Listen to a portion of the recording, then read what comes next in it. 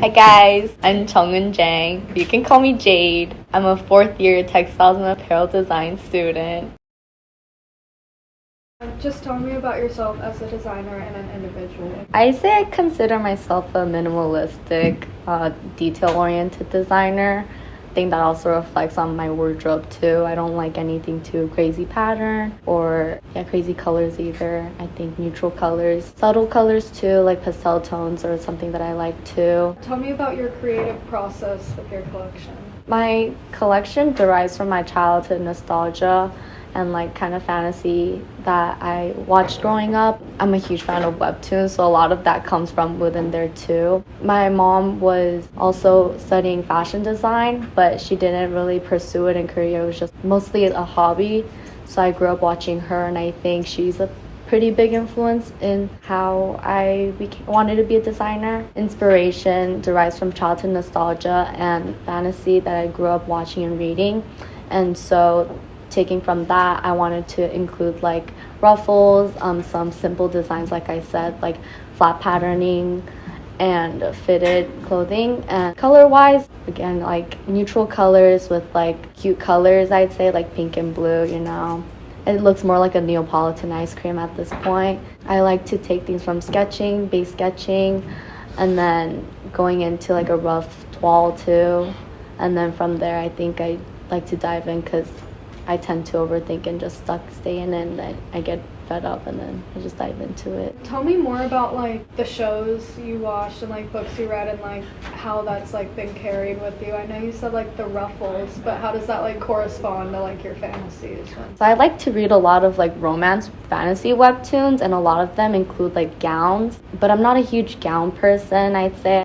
I kind of twist into like a modern look, I'd say, nowadays. Like one of the looks include like a ruffled skirt. That also comes from my Apparel One project. I made this like Hello Kitty inspired ruffle skirt, and it has like a huge bow on the side, and I'm planning to implement that a little bit but kind of twist it into being more functional because that one was like more of a wrap skirt. The ruffles, I think, add like more of like a bounce to how gowns are or how clothes are in general, and I think it adds a cute twist to it too. And I know you said you like overthink a lot and stuff. Have you been able to like overcome that with working on this collection, or have you seen like yourself like growing through that? I think I'm still working on it. Like I'm like still taking it little by little, but as I'm going through these project, or I guess these individual looks, I'm kind of learning to just accept how it is and then try to work it through later on instead of being stuck on it, I'd say. I mean, I see my peers like jumping around too, but I'm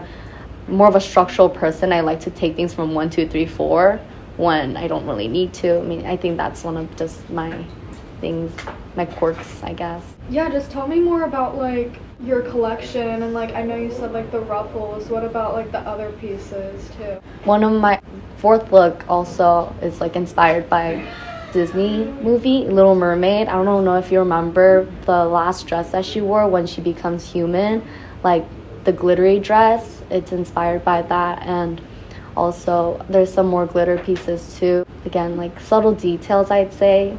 And then I also have this one fabric out of velour with like beaded, kind of like rhinestones a little bit. It's from Juicy Couture from Joann's, so it was really cute. So I'm excited to work with that. And I also recently developed a hobby of crocheting over the break, so I wanted to implement that and crochet a shrug for the third look as well. You were talking about like the neutrals and stuff, so how are you kind of finding like that medium between adding those details and including like the neutrals? I know you had some like sparkles and stuff in there. So yeah, I think it's more of like colors that I'm balancing it out on. Like I say, the crochet look, it's more of like a balance between pink and cream, off-white color-ish. I also have like the tweed mixing blue and white or off-white. Not using too much bright colors, pastel tones, kind of downing it with brown and cream, I'd say. And then yeah, the last one is just like, how are you feeling about the fashion show, and what are you like most looking forward to?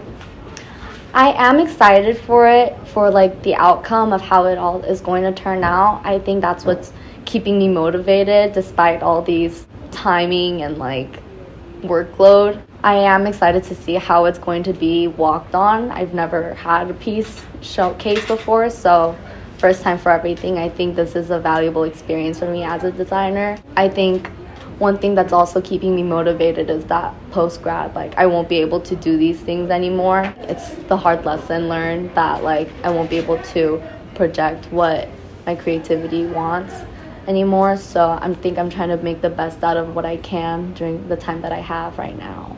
Yeah, do you think this has like really pushed your creativity? Honestly, I think it showcases what I wanted to create since like sophomore year when I came into TXA. When I heard about it, I think I did have the idea of what I wanted, and I think this best displays it.